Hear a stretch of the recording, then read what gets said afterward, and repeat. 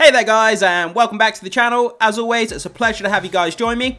So in this video, we're going to be taking a look at the Rotten Tomatoes score and the critic reviews for the upcoming second season of the Star Wars series Andor.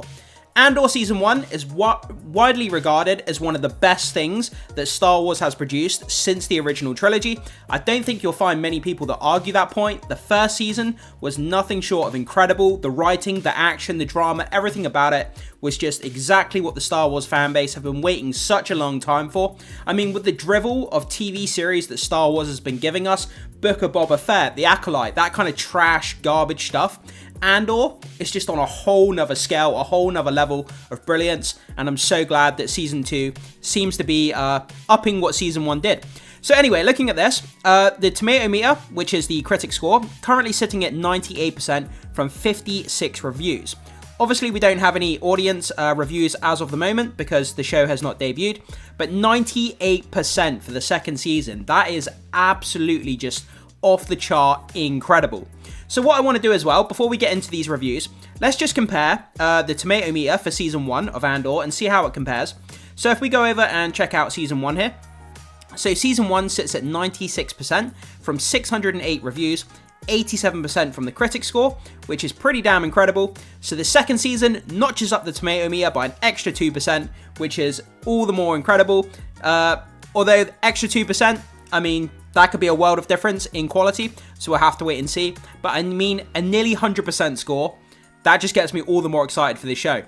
But regardless, with all that down, let's go over and start checking out these critic reviews. So we're going to be checking out the top critic reviews here. So starting off here, from The Age in Australia, not all the Star Wars spin-offs have justified their existence, Acolyte, but Andor does that and so much more.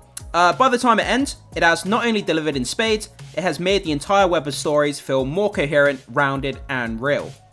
So, from the San Francisco Chronicle, Andor challenges what Star Wars can be while honouring what it has always been at its core, a story about hope in dark times. I mean, that's the great thing, isn't it? You honour what came before, but then you kind of add new stuff to the narrative to carry it forward for newer generations of people. So, from The Observer, the second season somehow eclipses the first. That is big talk, considering how good and how impressive the first season was. In an impressive fashion, building a masterful narrative arc that is undeniable in its presence to the rising fascism around the world. From the USA Today, the second season is deeply affecting narrative about love, sacrifice, and belief that is desperately dark, even if Star Wars fans know that eventually the good guys will win. Moving on to the Daily Beast, thrilling, intricate, suspenseful, tragic, and hopeful, it fulfills the premise of a galaxy far, far away, telling a uniquely nuanced, mature, and gripping story that's at once distinct from, and yet inherently wedded to, the Skywalker saga. So, from the Times in the UK, despite a bigger budget, the show still feels organic and lived in. I mean, that's the thing that we've had with some of these Star Wars shows, where the budget is so big, everything looks really shiny and looks really kind of orchestrated in a kind of synthetic, weird way when you have these huge budgets on these TV shows. And this is great that it feels organic and lived in. That's exactly what the universe should feel like. So, from Empire Magazine, the blood of the iconic franchise, the heart, the values, the triumph over evil runs through its veins. It will make you fall in love with Star Wars, whether for the first time or the 50th. That's exactly what the Star Wars franchise needs to do. They need to bring the fans back. Star Wars has been at an all-time low when it comes to excitement, anticipation for new Star Wars projects. So this sounds like it's going to be bringing people back in spades to the Star Wars universe. So, from the London Evening Standard, the Rebellion's narrative has backed itself into a few corners that mean retreading some old ground. Luckily, the characters are so fascinating that their emotional stakes are so high it's a pleasure, not a chore, to spend time with their predicaments. From the Daily Telegraph here in the UK, Andor is Star Wars' earthiest installment yet. I guess by that they mean that it spends the most amount of time on Earth. I'm assuming that's what it means. Or it means down to Earth in terms of the story being down to Earth narrative. Could mean either of those. So we actually have our first splat here, or our first negative review from the Globe and Mail. Could a second and final season of Andor live up to the level and intensity of the storytelling already set by Gilroy? To borrow the syntax of a franchise favourite hero, largely no, the answer is. So yeah, this person doesn't feel that it lived up to, what's already been done with it. Most people are disagreeing with him, but, everyone has their own opinion. That's our first negative review anyway. So moving on to variety, with Season 2, Andor cements itself as a gold standard of what modern Star Wars can be. From Vanity Fair, creator Tony Gilroy goes for highbrow political intrigue in a way that is complementary to the space opera fun of Star Wars rather than disdainful of it. He gives a long-cherished galaxy a respectful weight. Andor takes this all very seriously. From The Hollywood Reporter, if the new season serves as a devastating testament to the power of storytelling, both within the Star Wars reality and our own, it also doubles as a sharp reminder of its limitations. That sounds a bit of a negative review, or a bit of a mixed one there. It doubles as a sharp reminder of its limitations.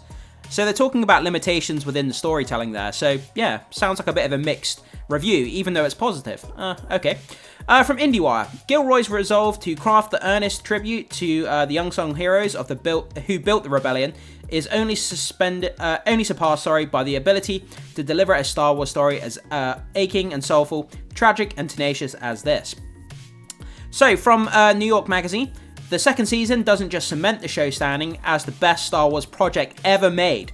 What? Let me say that again. The second season doesn't just cement the show standing as the best Star Wars project ever made. Is that including the original trilogy as well? It's also the rare spin-off that deepens the best parts of the franchise around it. So this person is saying it's the best Star Wars project ever made. That's crazy to hear.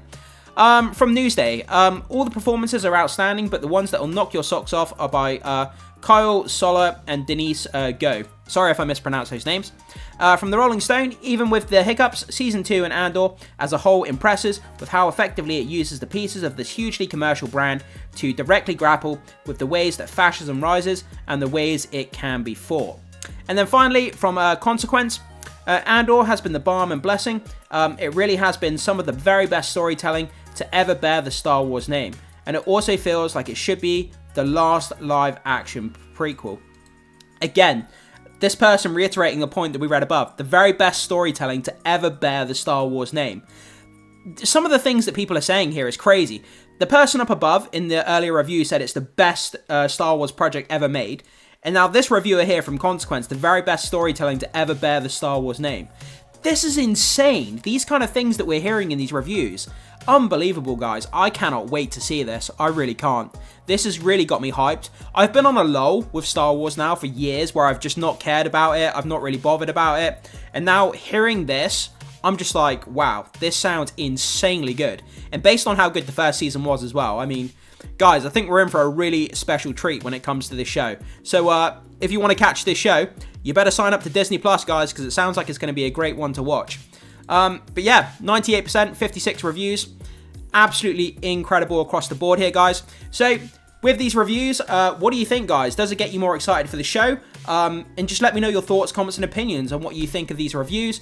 Are you going to be tuning in day one when it drops? And just let me know.